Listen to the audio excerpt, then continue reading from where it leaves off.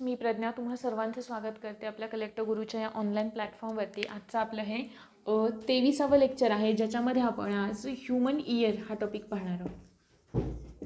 ठीक आहे, आता बघा, या आधीचं जे लेक्चर झालेलं होतं त्याच्यामध्ये आपण ह्यूमन आय हा टॉपिक पाहिलेला होता, की ज्याच्यामध्ये आपण पूर्ण एंटायर आयचं स्ट्रक्चर पाहिलेलं होतं, काही ॲकोमोडेशन पाहिले होते किंवा अजून काही नाही का आय डिफेक्ट्स पाहिलेले होते, बरोबर आहे।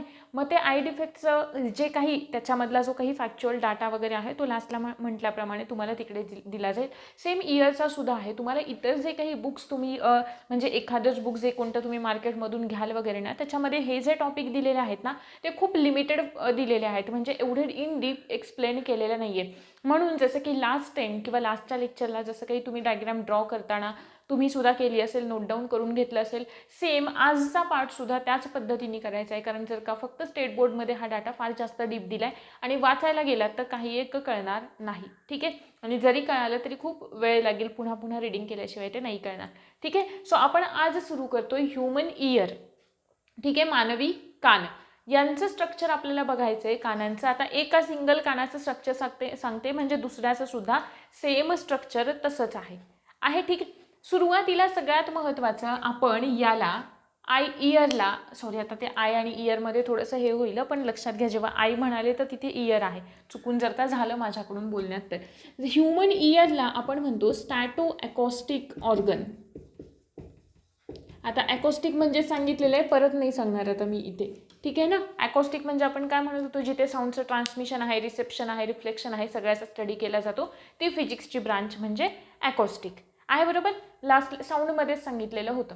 मग हे झालं ह्यूमन इयर। ह्यूमन इयरला आपण असं म्हणतो की स्टॅटो अकॉस्टिक ऑर्गन।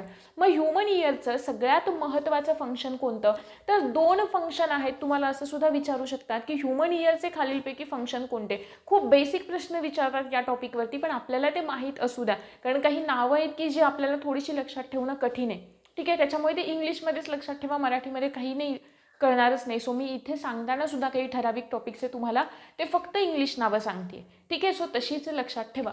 बघा, स्टॅटो अकॉस्टिक ऑर्गन सगळ्यात महत्त्वाचे दोन फंक्शन असतात। त्यातलं पहिलं फंक्शन आहे कोणतं, हिअरिंग, आणि दुसरं फंक्शन आहे बॉडी इक्विलिब्रियम,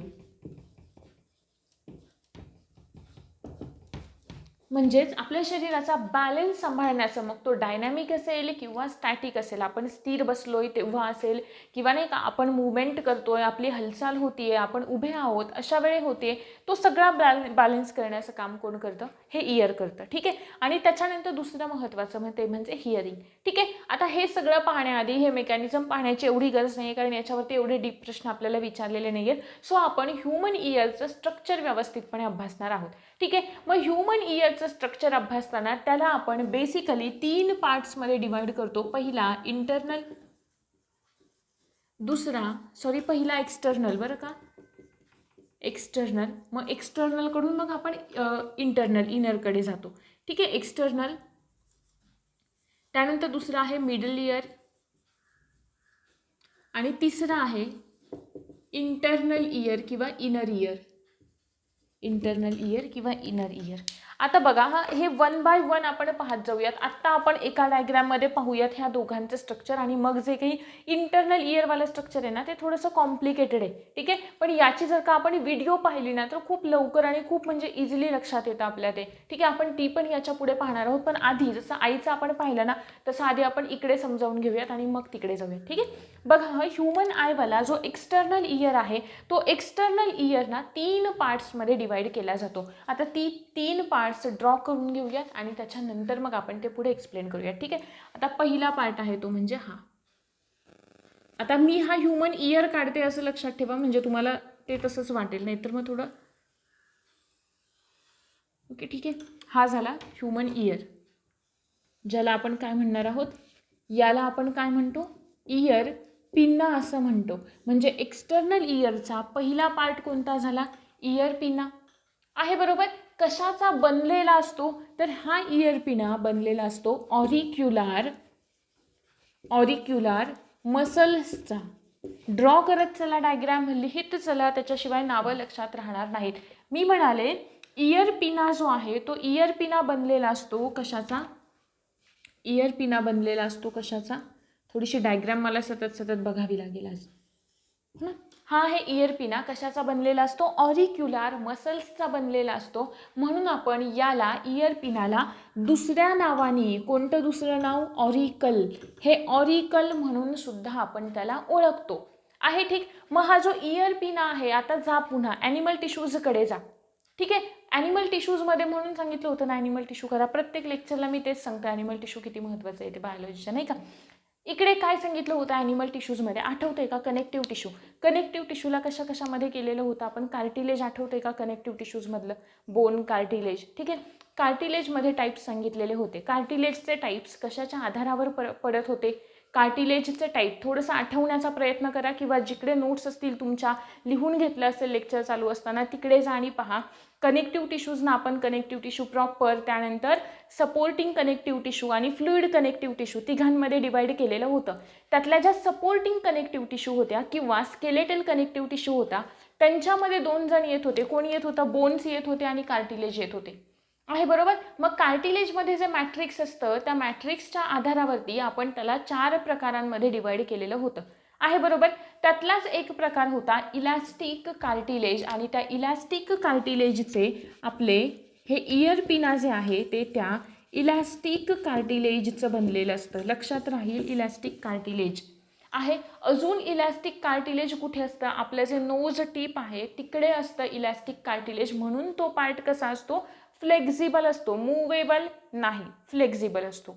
ठीक आहे. मग आता मला सांगा, इयर पिना हा मूवेबल असतो का? ह्युमन्समध्ये असतो का? म्हणजे नाही, आपण त्याला हात नाही लावत आहे किंवा काही नाही आहे, ते आपण असे हलवू शकतो का? नाही, आपली इच्छा झाली की आता आपण फक्त हे बाहेरचा जो काही आपला एक्सटर्नल इयर आहे तो हलवून बघूयात, म्हणजे हात वगैरे न लावता. नाही ना शक्य होत तसं. की जर का तुम्ही काही प्राणी बघितले असतील, आणि जरी काही लोकांमध्ये तसं होत असलं ना, तरी ते काही प्रिमिटिव्ह फंक्शन्समुळे असतं. म्हणजे इव्होल्युशनमध्ये तुम्हाला कळेल ते, जर का तो टॉपिक तुम्ही वाचला असेल, आपण घेणारच होतो पुढे. पण त्याच्यामध्ये ते कळतं की काही जे काही फंक्शन असतात ना, ते काहींमध्ये तसे राहिलेले असतात की ज्याच्यामुळे ते करू शकतात तसं. ठीक आहे. पण काही प्राण्यांमध्ये जर का पाहिलं तर त्यांना थोडासा कसला जरी आवाज आला तरी ते आपण म्हणतो ना कान टवकारणे, म्हणजे लगेच ते कान काही करतात, त्यांचे आपल्याला हललेले दिसतात. ठीक आहे. त्यांच्याकडे हे फंक्शन असतं, ते त्यांचा एक्सटर्नल इयर हलवू शकतात. आपण अभ्यासतोय ह्युमन इयर.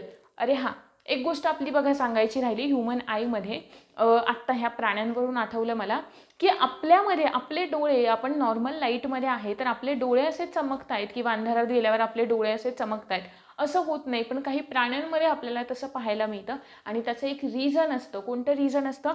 तर आपल्या डोळ्यांमध्ये जी रेटिना असते ना, मोस्ट सेन्सिटिव्ह लेअर, त्या रेटिनाच्या मागे एक रिफ्लेक्टिंग लेअर आपल्यामध्ये नसते, जी त्या प्राण्यांमध्ये असते, अदर ॲनिमल्समध्ये असते, ती ह्युमन्समध्ये नसते. म्हणून आपले डोळे ते चमकत नाही. ते रिफ्लेक्शन झालं की मग तिथे दिसतो ना, ते लाईट दिसतो. ठीक आहे. आपल्यामध्ये तो एक सांगायचं राहिलं होतं गेल्या वेळी, लिहून ठेवा कुठेतरी जागा असेल तर. हा झाला इयर पिना. इयर पिना कशाचा बनलेला आहे सगळं कळालं. फंक्शन काय करेल? काय फंक्शन करेल इयर पिना? साऊंड कलेक्ट करण्याचं काम करेल. कलेक्शन ऑफ साऊंड आहे. साऊंडचं कलेक्शन केलं, बाहेरून आलेल्या साऊंड वेव्हजचं कलेक्शन केलं, आणि आता पुढे काय करेल? कोणाकडे पाठवेल? एस शेप स्ट्रक्चर असतं बघा एक, ज्याला आपण काय म्हणतो? एस शेप स्ट्रक्चरला आपण काय म्हणतो? त्याला आपण म्हणतो ऑडिटरी कॅनल. Auditory canal. आता हा जो ऑडिटरी कॅनल आहे ना, त्या ऑडिटरी कॅनलचा म्हणजे हा कसला आपण पार्ट बघतोय? एक्सटर्नल इयरच बघतोय अजून. ठीक आहे. फक्त हा इयर पिना एक्सटर्नलमध्ये येतो असं नाही, म्हणजे इकडे जे काही आपण कानबिन टोचतो ना, ते वाला सगळं हा इयर पिना. इयर पिनाच्या आत आला, जिकडे आपण कानामध्ये आतमध्ये काही इयरबड्स वगैरे टाकतो ना, तो वाला पार्ट म्हणजे कोणता? हा ऑडिटरी कॅनल आहे. ठीक. Auditory canal. ऑडिटरी कॅनलचं फंक्शन काय आहे? यानी कलेक्ट केलेला साऊंड पुढे घेऊन जाणं, त्याचं ट्रान्समिशन करणं, हे काम कोणाचं आहे? ऑडिटरी कॅनलचं आहे. मग ऑडिटरी कॅनल्समध्ये काय काय असतं बघा. स्मॉल हेअर्स असतात, म्हणजे अगदीच मोठे असे नाही, अगदी बारीक बारीक बारीक असे काय असतात? हेअर्स असतात. त्याच्यानंतर अजून महत्त्वाचा पार्ट काय असतात? सर्टन ग्लँड्स असतात. ग्लँड्स असतात. आता ग्लँड्स कोणत्या प्रकारचे असतात? ग्लँड्स म्हणजे असं काही की जे काय करतंय, कशाचं ना कशाचं तरी सिक्रिशन करतंय. आईजमध्ये कोणत्या होत्या? लॅक्रिमल ग्लँड्स, अश्रुग्रंथी आहे. बरोबर. इकडे इयरमध्ये कोणत्या असतात, ऑडिटरी कॅनलमध्ये कोणत्या असतात, वॅक्स ग्लँड असतात. कोणत्या ग्लँड असतात, वॅक्स ग्लँड्स असतात. ठीक आहे, त्यांना आपण काय म्हणतो, वॅक्स ग्लँड्सना आपण काय म्हणतो, जे काही वॅक्स सिक्रीट केला जातो त्याचं सगळ्यात महत्त्वाचं फंक्शन काय, तर जे काही डस्ट पार्टिकल येत आहेत किंवा बाहेरून जे काही धूळ वगैरे आहे त्यांना काय करायचं, फिल्टर करायचं काम कोणाचं असतं, या हेअर्सचं असतं आणि या वॅक्स ग्लँड्सचं असतं. ठीक आहे, मग जो काही इयरमध्ये असलेला वॅक्स असतो त्याला आपण काय म्हणतो, त्याला आपण म्हणतो, एक मिनिट हां, सेरियुमिनस, त्याला आपण काय म्हणतो, सिबॅशियस ग्लँड्स असं म्हणतो. त्याला आपण काय म्हणतो, सिबॅशियस ग्लँड असं म्हणतो, की जे काय सिक्रेट करतात, एक वॅक्स सिक्रेट करतात. ठीक आहे, सॉरी, सिबॅशियस ग्लँड वेगळ्या की ज्यांच्यामध्ये फॅटचं सिक्रेशन होतं. ठीक आहे, या ज्या ग्लँड्स आहेत तो कोणत्या, ज्यांना आपण वॅक्स ग्लँड्स असं म्हणतोय. आणि इयरमध्ये किंवा एक्सटर्नल इयरमध्ये जे काही वॅक्स सिक्रेट केलं जातं त्या वॅक्सला आपण म्हणतो सेर्युमेन. त्या वॅक्सला आपण म्हणतो सेर्युमेन. आणि हे सेर्युमेन किंवा हे वॅक्स ज्या ग्लँड्सकडून सिक्रेट केलं जातं त्या ग्लँड्सना आपण म्हणतो सेर्युमिनस ग्लँड्स. त्या ग्लँड्सना आपण काय म्हणतो, सेर्युमिनस ग्लँड. त्याचबरोबर काही सिबॅशियस ग्लँड्स असतात ज्यांना आपण ऑइल ग्लँड्स असं सुद्धा म्हणतो. आहे बरोबर, इथंपर्यंत क्लिअर झालं का. इयर वॅक्स काम काय यांचं, डस्ट वगैरे कलेक्ट करायचं, त्याला फिल्टर करायचं. काही फॉरेन बॉडीज आहेत त्यांना आतमध्ये इंटरनल इयरकडे जाऊ द्यायचं नाही. इयर पिना, त्यानंतर ऑडिटरी कॅनल. ऑडिटरी कॅनलमध्ये स्मॉल हेअर्स आहेत, सर्टन ग्लँड्स आहेत, त्यानंतर वॅक्स ग्लँड. काही ग्लँड्समध्ये कोणत्या कोणत्या येतात, वॅक्स ग्लँड्स येतात. आहे बरोबर, ज्या कोणत्या प्रकारच्या असतात, सेर्युमिनस ग्लँड असतात. आणि जे वॅक्स असतं त्याला आपण सेर्युमेन असं म्हणतो. त्यानंतर आहे ते सिबॅशियस ग्लँड सुद्धा असतात. आहे ठीक. नंतर आता आपण पुढे गेलो, अजून पण एक्सटर्नल इयर चालू आहे. आता एक्सटर्नल इयरचा तिसरा पार्ट ज्याला आपण टिम्पॅनिक मेम्ब्रेन असं म्हणतो, ज्याला आपण काय म्हणतोय, टिम्पॅनिक मेम्ब्रेन असं म्हणतोय, की जे काहीसं अशा प्रकारचं असतं. आहे थोडंसं असं ब्रॉड पण असतं.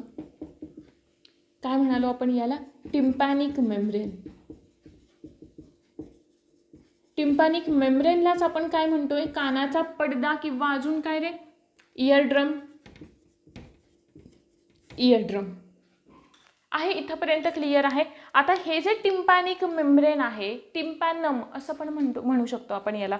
हे जे टिम्पॅनिक मेम्ब्रेन आहे ते काय करेल, इकडून जो काही साऊंड आला आहे तो साऊंड या टिम्पॅनिक मेम्ब्रेनवरती आदळतो, म्हणजे त्या इयर ड्रमवरती आदळतो. जर का काही ड्रम, साधे ढोल बघितले असतील आपण, त्याच्यावरती काहीतरी आपटलं तर काय तयार होतात, व्हायब्रेशन्स क्रिएट होतात. सिमिलर इथे सुद्धा हा काय होईल, व्हायब्रेट होईल. म्हणजेच याच्यावरती प्रेशर आलं की हा स्वतःला आतमध्ये पुश करेल. आहे ठीक. इकडे गेलं, इथे झाला आपला एक्सटर्नल इयर कंप्लीट झाला. ठीक आहे, एक्सटर्नल इयरचं एवढंच फंक्शन आहे, फक्त साऊंड कलेक्ट करा आणि त्याला पुढे ट्रान्समिट करा. आता इथून पुढे सुरू होतो मिडल इयर. ठीक आहे, मिडल इयरचं स्ट्रक्चर बघा. हा आता हे टिम्पॅनिक मेम्ब्रेन, हे काहीसं असं असतं.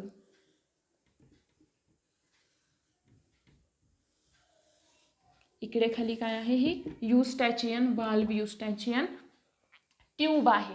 ठीक आहे, आता इकडे हे जे आहे ना, कोणतं, हा आहे आपला मिडल इयर. मिडल इयरमध्ये सगळ्यात महत्त्वाचं कोणतं स्ट्रक्चर असतं, ॲम्प्लिफायर. ज्या काही साऊंड सिस्टीम वगैरे असतात त्यांच्यामध्ये आपण ॲम्प्लिफायर ऐकलेलं असेल. ठीक आहे, मग आपल्यामध्ये साऊंडचं ॲम्प्लिफिकेशन करण्यासाठी जे स्ट्रक्चर असतं किंवा जे बोन्स असतात त्या बोन्सना आपण म्हणतो इयर ऑसिकल्स.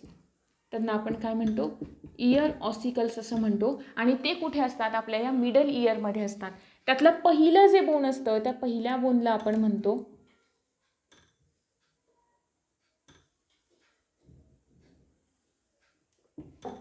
मॅलियस. पहिलं जे बोन असतं, आता इथे लिहिते बरं का मी, मॅलियस. इकडे यालाच पुढे कनेक्ट करून दुसरं आलेलं असतं ज्याला आपण काय म्हणतो, इनकस. आणि इथे पुढे काय असतं, एक ना अशा पद्धतीचं एक स्ट्रक्चर असतं ज्याला दोन विंडोज असतात. एक असते ओव्हल विंडो आणि एक असते राऊंडेड विंडो. ठीक आहे, आणि याला पुढे कोण कनेक्ट झालेलं असतं, याला कनेक्ट झालेलं असतं तिसरं आपलं आणि शरीरातलं सगळ्यात लहान बोन ज्याला आपण स्टेप्स असं म्हणतो. हे 3 क्लिअर इथंपर्यंत. हे जे बोन आहे ते कोणतं? मॅलियस. हे जे आहे अँगल शेप, अनविल शेप ज्याला आपण म्हणतो. मॅलियसचा शेप कसा असतो? मॅलियसचा शेप असतो हॅमर शेप, हॅमर हतोड्यासारखा. इनकसचा शेप कसा असतो? अँविल शेप. आणि स्टेप्स कसं असतं? स्टीरअप शेप आहे. ठीक. मग हे झालं स्टेप्स शरीरातलं सगळ्यात लहान हाड, बोन्सच्या वेळेस सुद्धा सांगितलेलं होतं. ठीक आहे. आता हा जो काही हे जे काही स्टीरअप आहे ते पुढे मग आता कशाला कनेक्ट झालंय? इंटरनल इयरच्या स्ट्रक्चरशी कनेक्ट झालेलं आहे पुढे. ठीक आहे. आता ते सगळं आपण नंतर बघूयात इन डिटेल वेगळं. ठीक आहे, वेगळ्या डायग्रॅममध्ये. आता हे तर आपलं फक्त एक्सटर्नल इयर झालं आणि मिडल इयर झालं. ठीक आहे. मिडल इयरमध्ये काय आले? आपले 3 इयर ऑस्टिकल्स आले, हॅमर किंवा मॅलियस, इनकस आणि स्टेप्स. म्हणजेच असं लक्षात ठेवा बघा, मॅलियस, इनकस आणि स्टेप्स. आणि शेप कसा असतो? हॅमर शेप, याचा अनविल शेप आणि याचा स्टीरअप शेप असतो. याचं सगळ्यात महत्त्वाचं काम काय? तर याचं काम हे आहे की साऊंडचं ॲम्प्लिफिकेशन करणं. म्हणजे आपल्याला जेवढा साऊंड ऐकू येतोय ना त्याचं व्हॉल्यूम कमी करणं, जास्त करणं, असं हे जे साऊंडचं ॲम्प्लिफिकेशन आहे ते ॲम्प्लिफिकेशन करणं. आणि साऊंड पुढे पास ऑन करणं, ट्रान्समिट करणं कोणाकडे? आपल्या इंटरनल इयरकडे तो साऊंड काय करायचा? ट्रान्समिट करायचा. हे झालं त्याचं महत्त्वाचं फंक्शन. आता हे जे खाली स्ट्रक्चर आलेलं आहे दिसतंय तुम्हाला, त्याला आपण म्हणतो युस्टॅचियन ट्यूब. याला आपण म्हणतो युस्टॅचियन ट्यूब. आता युस्टॅचियन ट्यूबचं सगळ्यात महत्त्वाचं काम काय? तर जे काही एअर प्रेशर आहे ना ते एअर प्रेशर कंट्रोलमध्ये ठेवणं किंवा मेंटेन ठेवणं हे याचं काम आहे सगळ्यात महत्त्वाचं. ठीक आहे. मग ही नॉर्मली नेहमीच ओपन असेल का? तर नाही. आपण जेव्हा काहीतरी चावतो किंवा काहीतरी गिळतोय अशाच वेळी फक्त ही काय होते? ओपन होते. ठीक आहे. मग जसं की बघा, जेव्हा काही आपल्याला जांभई वगैरे येते, आपले कान असे पॅक झाल्यासारखे आपल्याला वाटतात. ठीक आहे. तेव्हा जांभई आल्यानंतर असा काहीतरी टक वगैरे असा आवाज येतो आपल्या कानांमध्ये, आहे बरोबर. मग हेच काय होतं? तर ही जी युस्टॅचियन ट्यूब आहे ती कुठे कनेक्ट झालेली असते? ती कनेक्ट झालेली असते आपल्या फॅरिंग्जला. कुठे कनेक्ट झालेली असते? पुढे येऊन इकडे फॅरिंग्जला. आता फॅरिंग्ज काय आहे? फॅरिंग्ज काय आहे? डायजेस्टिव्ह सिस्टीममध्ये सांगितलेलं होतं. Common passage. कशासाठीचा कॉमन पेसेज? नॅसल कॅव्हिटी आणि पुढे बक्कल कॅव्हिटी यांच्यासाठीचा जो कॉमन पेसेज आहे त्या कॉमन पेसेजला आपण काय म्हणत होतो? फॅरिंग्ज असं म्हणत होतो. आणि मग इकडे जर काय एअर प्रेशर जास्त झालं तर ही युस्टॅचियन ट्यूब काय होईल? ओपन होईल. ठीक आहे. ओपन झाली की ते काय येईल? ती हवा आपल्या नाकावाटे बाहेर टाकली जाईल. आहे. ठीक. इथंपर्यंत म्हणजे नाही का फ्लाईटमध्ये बसल्यानंतर वगैरे आपले कान असे पॅक झाल्यासारखे वाटतात आपल्याला. मग ते काहीतरी आपल्याला चावायला वगैरे सांगतात, च्युइंगम वगैरे, की जेणेकरून ही आपण जेव्हा च्युइंगम चावला की काय आपोआप होणार आहे? आपण काहीतरी गिळणार आहे बरोबर. आणि गेलं आपल्याकडून की काय होते? ही ट्यूब ओपन होते. ठीक आहे. की जेणेकरून ते जे काही एअर प्रेशर आहे ते मेंटेन राहील यासाठी. आणि याच्या पुढे सुरू होतो तो म्हणजे आपला इंटरनल इयर. आता इंटरनल इयर जे आहे ते इंटरनल इयर 2 बेसिक स्ट्रक्चरचं बनलेलं असतं. ठीक आहे. आणि ते 2 बेसिक स्ट्रक्चर आपल्याला अभ्यासायचे आहेत. हे इथंपर्यंत तर क्लिअर झालं तुमचं एक्सटर्नल इयर आणि मिडल इयर आहे. ठीक. आता आपल्याला पुढचं स्ट्रक्चर पाहायचं आहे कोणतं? इंटरनल इयरवालं.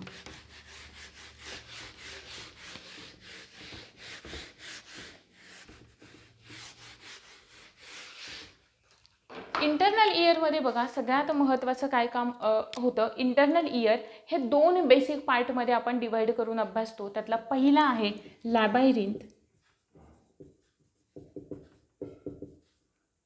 आणि दुसरा आहे वेस्टिब्युलर अपॅरेटस.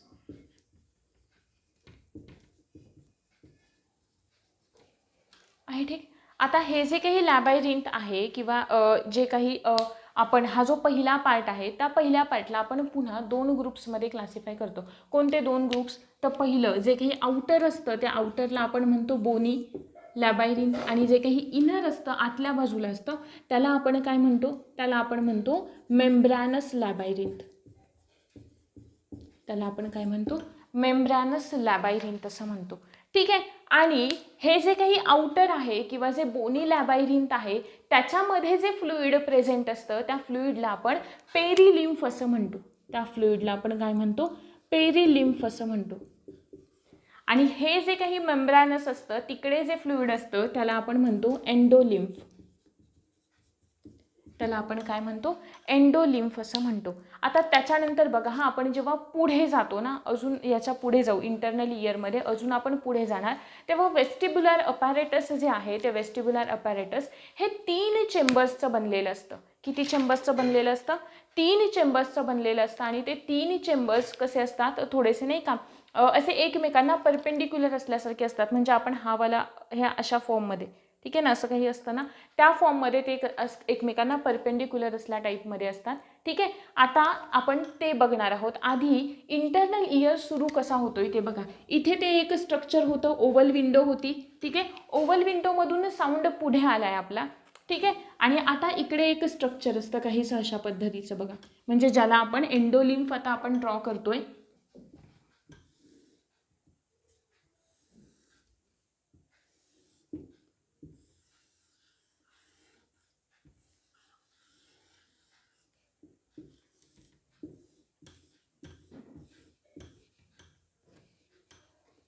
हे पुढे इकडे कंटिन्यू केलं जातं.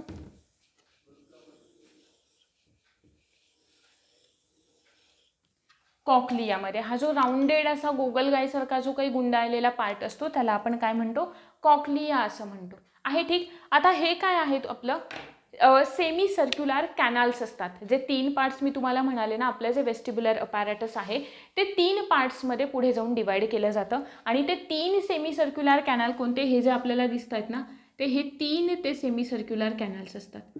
आहे ठीक. म्हणजे हा एक आहे, हा एक आहे, हा एक मोठावाला आहे. ठीक आहे. आता बोनी लॅबायरिंथ म्हणजे कोणतं, हे जे आउटरवाला आहे ना, त्या आउटरला आपण म्हणतोय बोनी लॅबायरिंथ. त्याच्यानंतर त्याच्या आतमध्ये जे आहे त्या आतमध्ये असलेल्याला आपण काय म्हणतोय, आतमध्ये असलेल्याला आपण म्हणतोय मेम्ब्रॅनस लॅबायरिंथ, की जे इकडे पुढपर्यंत काय केलं जातं, पुढपर्यंत इकडे ते असतं अशा पद्धतीचं काहीच. ठीक आहे, एवढं आपल्याला डिटेल अभ्यासायची नाही आहे गरज, एवढं विचारत पण नाही आपल्याला, पण आपल्याला एक माहिती असावं याच्यासाठी, कारण याच्यावरती विचारलेला आहे प्रश्न ऑप्शनचा. कॉक्लिया दिलेलं होतं ऑप्शनमध्ये, सो मग आपण ते एकदा व्यवस्थित अभ्यासूया. त्याच्यानंतर बघा मी तुम्हाला सांगितलेलं होतं ना, ही जी ओव्हल विंडो असते ना, ती ओव्हल विंडो इकडे असते, इकडे या इथे असते. ठीक आहे, म्हणजे साऊंड जो येणार ना तो आता इकडून खाली इकडे या फ्लुइडमधूनच ट्रान्सफर होणार आहे. ठीक आहे, मग आता इथे आपलं काम संपलं. आपल्याला कळालं की आपली जी ओव्हल विंडो होती, जिथे मिडल इयर संपलेला होता ती वाली, ती कुठे कनेक्ट आहे, इकडे कनेक्ट आहे. आहे म्हणजे हे काहीसं इकडे आपलं काय कनेक्ट आहे, हे झालं स्टेप्स, हे झालं अनव्हील, त्यानंतर इकडे हे आलं हॅमर आहे, बरोबर. आणि हॅमरच्या इकडे काय आहे आपलं, हे टिम्पॅनिक मेम्ब्रेन आहे. टिम्पॅनिक मेम्ब्रेनला इकडे पुढे ही एस शेप ट्यूब आहे, आणि इकडे काय आहे आपला हा इयर पिन आहे. अशा पद्धतीचं काहीसं हे स्ट्रक्चर झालं आपल्या इयरचं. मग आता हे इकडे झालं, इकडे साऊंड ट्रान्समिट झाला. आता हा साऊंड कुठे जाणार आहे, इकडून डायरेक्ट या कॉक्लियामध्ये जाणार आहे. आणि कॉक्लियामध्ये झाल्यानंतर तिकडे काय झालेले असतात, आपल्या ऑप्टिक नर्व्स तिकडे पोहोचलेले असतात, वेगवेगळ्या लेयर्सच्या थ्रू, वेगवेगळ्या हेअर सेल्सच्या थ्रू. ज्या हेअर सेल्स असतात त्या हेअर सेल्सनाच पुन्हा सिमिलर स्ट्रक्चर असतं. हेअर सेल्सवरती त्या हेअर सेल्सच्या खाली आपले न्यूरॉन्स असणार आहेत, न्यूरॉन्सच्या खाली गँग्लिओनिक सेल्स असणार आहेत, जसं लास्ट लेक्चरमध्ये सांगितलेलं होतं त्या फॉर्ममध्ये. आणि त्याच्यानंतर पुन्हा त्या एकत्र येतील, कोणत्या, ऑडिटरी नर्व्स एकत्र येतील, आणि एकत्र येऊन तो सिग्नल पुढे काय करतील, पास ऑन करतील. ठीक आहे, आता थोडंसं हे तर झालं, हे इथंपर्यंत, हे वरचं काहीच नाही आहे, फक्त ह्यांनी काय केलं, हे पेरिलिम्फ आहे, म्हणजे एक लिक्विड आहे, ते इकडे खालीपर्यंत आलं की ज्याच्यामधून आपला साऊंड ट्रान्समिट होतोय. मग आता तो कॉक्लियामध्ये जातो कसा, तर आता कॉक्लियाचं स्ट्रक्चर कसं असतं ते बघूयात आपण. ठीक आहे, कॉक्लियाचं स्ट्रक्चर जर का आपण त्याला असं सरळ केलं तर हे असं काहीसं स्ट्रक्चर असतं आपलं कॉक्लियाचं. आहे ठीक. याच्यामध्ये हा जो वरचा पार्ट आहे इकडचा, त्याला आपण म्हणतो स्केला वेस्टिब्युलाय.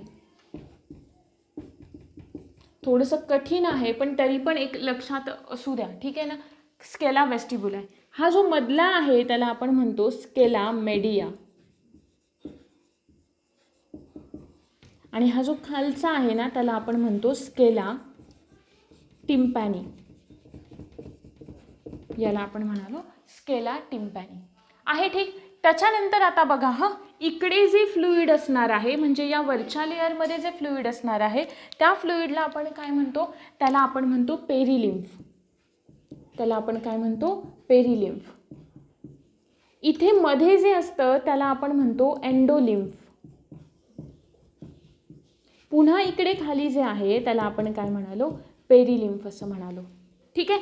आता इथे ना, इथे कोणामध्ये हे जे काही मधलं स्ट्रक्चर आहे, मिडल स्ट्रक्चर आहे, एंडोलिम्फ जे आहे, तिकडे काय असतं, तिकडे असतं एक हिअरिंग अपॅरेटस. आणि त्या हिअरिंग अपॅरेटसला आपण काय म्हणतो, या हिअरिंग अपॅरेटसला आपण म्हणतो ऑर्गन ऑफ कॉर्टाय, की जे आपल्याला जी काही हिअरिंग ॲबिलिटी आपली असते ती कोणामुळे असते, या ऑर्गन ऑफ कॉर्टायमुळे असते. मग तिकडे काय झालेलं असतं, हे जे ऑर्गन ऑफ कॉर्टाय असतं ना, म्हणजे फॉर एक्झाम्पल जर का याला थोडंसं वेगळं आपण करून पाहिलं ना आपल्या इयरला, तर इकडे या ऑर्गन ऑफ कॉर्टायच्या इकडे वरती अशा पद्धतीचं एक मेम्ब्रेन असतं. ठीक आहे. स्मॉल असं नाही का, जेली लाईक वगैरे असं मेम्ब्रेन असतं, ज्याला आपण टेक्टोरियल मेम्ब्रेन असं म्हणतो. ठीक आहे. की ज्याच्यावरती हे काय आहे, हे जे वरचं मेम्ब्रेन आहे ना त्याला आपण म्हणतो रेझनस मेम्ब्रेन. रेझनस मेम्ब्रेन असं म्हणतो. आणि हे जे मेम्ब्रेन आहे त्याला आपण म्हणतो बेसिलार मेम्ब्रेन. ठीक आहे. मग या बेसिलार मेम्ब्रेनवरती ना काही आपल्याला हेअर सेल्स वगैरे पाहायला मिळतात. त्या हेअर सेल्सच्या खाली काय असणार आहेत, पुन्हा न्यूरॉन्स असणार आहेत. न्यूरॉन्सच्या खाली पुन्हा काय असणार आहेत, सपोर्टिंग सेल्स असणार आहेत. आहे बरोबर. मग आता इकडून साऊंड आला आणि इकडे आला, टर्न घेतला आणि इकडे आला, म्हणजे इथे जे काही हे पेरिलिम्फ आहे त्याच्यामध्ये वेव्ज निर्माण होतात. काय निर्माण होतात, वेव्ज निर्माण होतात. इकडे वेव्ज क्रिएट झाल्या की हे जे मेम्ब्रेन आहे ना ते काय होतं, मूव्ह व्हायला सुरुवात होते, की जे या हिअरिंग अपॅरेटसवरती काय होतं, आदळतं. किंवा इकडे काही असे मॉलिक्युल्स असतात, काही ग्रॅन्युल्स असतात, त्या ग्रॅन्युल्सला काय होतं, ते टच होतं की जिकडे आपल्या ज्या नर्व सेल्स असतात ना त्या कनेक्ट झालेल्या असतात, ऑडिटरी नर्व सेल्स. ठीक आहे. मग त्या काय करतात, एकत्र येतात. ऑडिटरी बरोबर आहे, त्या एकत्र येतात आणि एकत्र येऊन तोच सिग्नल आपल्या ब्रेनपर्यंत जातो आणि त्याला काय केलं जातं, तिकडे त्याचं डिकोडिंग केलं जातं आणि एका ठराविक इन्फॉर्मेशनमध्ये त्याचं कन्व्हर्जन केलं जातं. हे झालं हिअरिंगचं मेकॅनिझम. अतिशय सोपं आहे, आपल्याला एवढं डिटेल हे सुद्धा लक्षात ठेवण्याची गरज नाही आहे, पण तरीसुद्धा माहीत असावं की आपले पार्ट्स कोणते कोणते आहे, तर त्यांचं फंक्शन काय आहे. ठीक आहे. आपण एवढा हा डीपमध्ये घेतलेला सुद्धा नाही आहे जेवढा स्टेट बोर्डमध्ये दिला आहे तुम्हाला, कारण तेवढ्याची गरज पण नाही आहे आपल्यासाठी. सो एवढा याच्यावरती काही प्रश्न नाही, कारण आपल्याला भरपूर एरिया आहे. सो फक्त एवढं माहीत असू द्या की नेमकं कुठे काय असतं, कशा पद्धतीचं लोकेशन असतं आणि त्याच्यानंतर की काय कशाचं काम करतं. जसं की हे पेरिलिम्फ आहे, एंडोलिम्फ आहे, जो काही फॅक्च्युअल डाटा आहे याच्याशी रिलेटेड पाठांतराचा भाग आहे की तुम्हाला प्रत्येक पार्ट आहे त्या प्रत्येक पार्टचं फंक्शन माहिती हवं. ठीक आहे. हे आत्ता आपल्याला फक्त प्रश्न एवढ्यावरच विचारला होता की मिडल इयरमध्ये जे काही इयर ऑस्टिकल्स आहेत किंवा इयर बोन्स आहेत त्यांचा सिक्वेन्स विचारलेला होता. आणि तो सिक्वेन्स कसा आहे, तो सिक्वेन्स आहे मॅलियस, इनकस, स्टेप्स. आता याच्या थोडं पुढे जायचं आणि काय लक्षात ठेवायचं, यांचा शेप लक्षात ठेवायचा. मॅलियस हॅमर शेप, इनकस अँडविल शेप आणि स्टेप्स जे आहे ते कसं आहे, स्टिरअप शेप आहे बरोबर. लक्षात आलं, HAS. ओके. वरचं मिस आणि खालचं HAS, हॅज, असं सुद्धा लक्षात ठेवू शकता तुम्ही. ठीक आहे. त्याच्यानंतर याचं महत्त्वाचं फंक्शन कोणतं, ॲम्प्लिफिकेशन. कोणतं, ॲम्प्लिफिकेशन. इथंपर्यंत क्लिअर झालं आहे. ठीक. कॉक्लियामध्ये सुद्धा काही असे ठराविक रिजन असतात की जिकडे आपल्याला नाही का काही वेगवेगळे जे काही साऊंड असतात, जो काही साऊंड असतो ना तो आपल्या ब्रेनमध्ये नाही का ते एक इन्फॉर्मेशन सेव्ह करून ठेवली जाते. असं पण काहीसं एक स्ट्रक्चर असतं की आपल्याला नाही का कोणास तरी आपण आवाज ऐकला आहे तर आपण लगेच आपल्याला असं वाटतं की नाही हा याचा आवाज आहे. ठीक आहे. मग हे जे आहे ना त्यांच्यामध्ये काय हे अशा प्रकारचं ते एक इन्फॉर्मेशन इकडे ते कॉक्लियामध्ये सेव्हच झालेली असते. त्याच्यामुळे कधी ड्रम वाजला किंवा काही झालं तर ते आपल्याला लक्षात येतं की हा आवाज कशाचा आहे. ठीक आहे. मग हे होतं काहीचं इयरचं स्ट्रक्चर. आपण फार हे वरवर पाहिलेलं आहे कारण एवढ्या डीप जाण्याची गरज पण नाही आहे आणि खूप जास्त खोलात गेलं तरीही ते डोक्यावरून जाणार आहे. ठीक आहे. आणि याच्यावरती फार प्रश्नही विचारले नाही आहेत. एक प्रश्न आत्ता विचारलेला होता की ज्याच्यामध्ये फक्त सिक्वेन्स विचारलेला होता आपल्याला. ठीक आहे. आणि इतर जे काही मुद्दे आहेत ते इतर मुद्दे तुम्हाला तुमच्या नोट्समध्ये जे आहेत ना फॅक्च्युअल डाटा तो तुम्हाला तिकडे दिला जाईल. होप सो जो काही सांगितला तो पार्ट एकदा आपण पुन्हा रिपीट करते मी. ह्युमन इयरला 3 पार्ट्समध्ये डिवाईड करतो, एक्सटर्नल, मिडल आणि इंटरनल. एक्सटर्नलमध्ये काय काय असतं, इयर पिना असतं, साऊंड कलेक्ट करणार. ऑडिटरी कॅनाल असतो, ऑडिटरी कॅनालमध्ये वेगवेगळ्या ग्लँड्स असतात, हेअर सेल्स असतात. ठीक आहे. त्या काय करतात, साऊंड ट्रान्समिट करतात. कुठंपर्यंत ट्रान्समिट करतात, टिम्पॅनिक मेम्ब्रेनपर्यंत. टिम्पॅनिक मेम्ब्रेनवरती जाऊन आदळल्या, टिम्पॅनिक मेम्ब्रेन स्वतःला आत ढकलेल. स्वतःला टिम्पॅनिक मेम्ब्रेननी आत ढकललं की त्याला पुढे कनेक्ट कोण आहे, हॅमर, अनविल, इनकस सगळे हे त्याला कनेक्ट आहेत, ते त्यांना पुढे ढकलतील. त्यांना पुढे ढकललं की काय झालं, ते साऊंडचे व्हायब्रेशन पास ऑन झाले.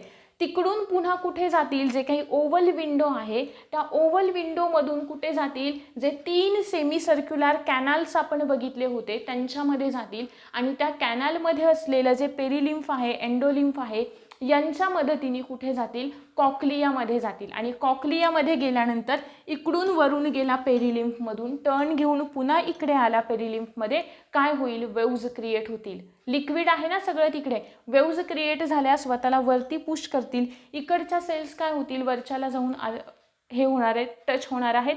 टच झाले की काय होतात, नर्व्ह इम्पल्स जनरेट होतात. कसले, ऑडिटरी नर्व्ह इम्पल्स जनरेट होतात.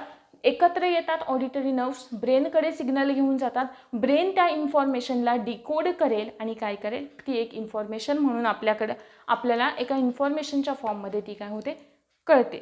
ओके, ठीक आहे. हे होतं काहीसं साऊंडचं मेकॅनिझम. होप सो की तुम्हाला हा पार्ट समजलेला असेल. याचा एक इन शॉर्ट आपण एक ॲनिमेटेड व्हिडिओसुद्धा पाहूयात. ठीक आहे. आपण इयरचं स्ट्रक्चर पाहूयात आता. ठीक आहे. एका व्हिडिओच्या फॉर्ममध्ये आपल्याला माहिती आहे की इयर 3 पार्ट्समध्ये डिवाईड केला जातो, आउटर किंवा एक्सटर्नल. त्यानंतर मिडल इयर की ज्याच्यामध्ये 3 इयर ऑसिकल्स असतात, आणि इनर इयर की जिकडे आपल्याला कॉक्लिया आणि वेस्टिब्युलर अपॅरेटस ह्या स्ट्रक्चर पाहायला मिळतं. एक्सटर्नल इयरमध्ये पिना असतं की जे एक प्रोटेक्शनचं काम करतं आपल्या इयर ड्रमसाठी. ठीक आहे, किंवा साऊंड कलेक्ट करण्याचं काम करतं. त्यानंतर ऑडिटरी कॅनल आहे ज्याला एक्सटर्नल ऑडिटरी मीटर्स असं सुद्धा म्हणतात. त्यानंतर पिनाचं फंक्शन तर सांगितलेलंच आहे आपल्याला, साऊंड कलेक्ट करणं आणि पुढे तो ट्रान्समिट करणं. ठीक आहे. जो ऑडिटरी कॅनल आहे त्या ऑडिटरी कॅनलमध्ये काय असतात, ग्लँड्स असतात, हेअर सेल्स असतात, ज्याला आपण सेरुमिनस ग्लँड म्हणलं. आणि लास्टवालं जे होतं ते होतं टिम्पॅनिक मेम्ब्रेन एक्सटर्नल इयरमधलं. नंतर मिडल इयरमध्ये आल्यानंतर हे झालं टिम्पॅनिक मेम्ब्रेन की जे काय करतं, जेव्हा आपला पिना आहे आणि किंवा एक्सटर्नल इयर जो आहे आणि जो ऑडिटरी कॅनल आहे तिकडून जेव्हा साऊंड वेव्सचे व्हायब्रेशन्स येत आहेत तेव्हा ते व्हायब्रेशन्स कॅरी करण्याचं, ते व्हायब्रेशन्स येऊन या आपल्या इयर ड्रमवरती काय केले जातात, आदळतात. आणि तो इयर ड्रम आतमध्ये पुश केला जातो की ज्या इयर ड्रमला मिडल इयरमधले 3 जे इयर ऑसिकल्स असतात ते इयर ऑसिकल्स कनेक्ट झालेले असतात आहे, ज्यांना आपण त्या मिडल इयरमध्ये इयर ऑसिकल्सची चेन असं सुद्धा आपण त्यांना म्हणतो. मग इकडे टिम्पॅनिक मेम्ब्रेन जेव्हा व्हायब्रेट व्हायला सुरुवात होते तेव्हा हे जे 3 बोन्स आहेत ज्याला आपण मॅलियस, इनकस आणि स्टेप्स असं म्हणतो, म्हणजेच हॅमर, अनविल आणि स्टिरअप शेपचे जे असतात ते सुद्धा, जसं इकडे आपलं टिम्पॅनिक मेम्ब्रेन म्हणजेच इयर ड्रम, कानाचा पडदा, तो जसा इकडे व्हायब्रेट होतोय तसंच हे बोन्स व्हायब्रेट होतात. स्टिरअप जे आहे ते स्टिरअप ओव्हल विंडोला अटॅच झालेलं असतं आहे, बरोबर. आणि ती ओव्हल विंडो पुढे आपल्या इनर इयरला काय झालेली असते, अटॅच झालेली असते. मग इकडे जसे साऊंड वेव्सचे व्हायब्रेशन आले ते व्हायब्रेशन इयर ड्रमवरती आदळले. इयर ड्रम व्हायब्रेट व्हायला सुरुवात झाले. आपले जे 3ही इयर ऑसिकल्स होते ते सुद्धा काय झाले, त्यांची सुद्धा मुवमेंट सुरू झाली, ते व्हायब्रेट व्हायला सुरुवात झाले. आणि जे काही आपलं लास्टवालं स्टिरअप आहे ते कुठे आदळतंय जाऊन, हा जो इंटरनल इयर आहे ज्याला आपण 2 पार्ट्समध्ये डिवाईड केलेलं होतं, जसं की वेस्टिब्युलर अपॅरेटस आहे आणि दुसरं काय होतं, वेस्टिब्युलर अपॅरेटस नंतर होतं ज्याला आपण नाही का लिम्फ, एंडोलिम्फ आहे, म्हणजे एंडोलिम्फ होतं आणि त्यानंतर पेरिलिम्फ होतं. ठीक आहे. त्याच्यामध्ये डिवाइड केलेलं होतं. मग हे जे काही वेस्टिब्युलर अपॅरेटस आहे त्यांच्यामध्ये 3 सेमी सर्क्युलर कॅनल्स असतात की जिकडे आपल्याला ॲम्प्युला आहे, युट्रिकल्स आहेत आणि सॅक्युल्स आहेत हे स्ट्रक्चर पाहायला मिळतं. आणि हे स्ट्रक्चर जे असतं ना ते कशाशी रिलेट असतं, तर आपला जो काही बॉडी पोश्चर आहे ना त्याच्याशी थोडंफार म्हणण्यापेक्षा खूप जास्त प्रमाणात काय असतं, कारण इयरचे फंक्शन बघतानाच आपण बघितलेले होते कोणतं आहे, तर आपलं इक्विलिब्रियम, बॉडी इक्विलिब्रियम मेंटेन करणं आणि दुसरं म्हणजे हिअरिंगचं काम करणं. मग हे जे 3 सेमी सर्क्युलर कॅनल्स आहेत तर ते आपलं बॉडी इक्विलिब्रियम मेंटेन करण्याचं काम करतात की ज्यांच्यामध्ये हेल्प कोण करतं, तर जे काही 3 आपण पाहिले ना आता वेस्टिब्युल्स आहेत, त्यानंतर ॲम्प्युला आहे, ते काम करतात.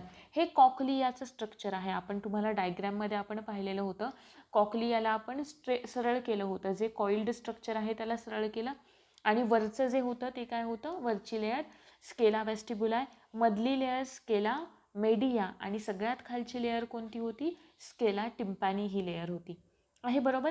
मग ही जी स्केला वेस्टिब्युलाय आहे आणि स्केला टिम्पॅनी आहे त्यांना वेगळं कशाने केलेलं आहे, वरचं जे मेम्ब्रेन आहे ज्याला आपण रेझनस मेम्ब्रेन म्हटलं आणि जे खाली आहे मेम्ब्रेन त्या खालच्या मेम्ब्रेनला आपण म्हटलं बेसिलार मेम्ब्रेन असं म्हटलं की ज्यांच्यामुळे हे दोन काय झालेत, सेपरेट झालेत. आणि हे जे बेसिलार मेम्ब्रेन आहे त्या बेसिलार मेम्ब्रेनवरती काय असतात, तर आउटर हेअर सेल्स असतात आणि इनर हेअर सेल्स असतात, ठीक आहे. आणि त्या इनर हेअर सेल्सच्या वरती काय असतं, टेक्टोरियल मेम्ब्रेन असतं की जे असं एक जेली लाईक म्हणजे जेली टाईप स्ट्रक्चर्सनी बनलेलं असतं. आणि जसं या बेसिलार मेम्ब्रेनचं म्हणजेच स्केला वेस्टिब्युलायकडून जेव्हा साऊंड खाली येतोय, स्केला टिम्पॅनीमध्ये येतोय, तेव्हा काय होणार आहे, ते व्हायब्रेट व्हायला सुरुवात होणार आहे, तिथे वेव्ज क्रिएट व्हायला सुरुवात होणार आहेत. आणि त्या वेव्ज क्रिएट झाल्या की हे बेसिलार मेम्ब्रेन जे आहे ते सुद्धा काय होतं आहे, व्हायब्रेट व्हायला सुरुवात झाली की जे वरती होतं टेक्टोरियल मेम्ब्रेन ते व्हायब्रेट झालं, साऊंड वेव्ज जनरेट झाल्या, ज्या काही ऑडिटरी नर्व्ज होत्या त्याच्या थ्रू तो सिग्नल आपल्या ब्रेनपर्यंत नेला गेला आणि अशा पद्धतीने हा साऊंड आपल्या ब्रेनपर्यंत नेला जातो. त्याला एका ठराविक इन्फॉर्मेशनमध्ये डिकोड केलं जातं. आणि हे होतं काहीसं साऊंडचं मेकॅनिझम. होप सो की तुम्हाला हा पार्ट समजलेला असेल. Thank you very much.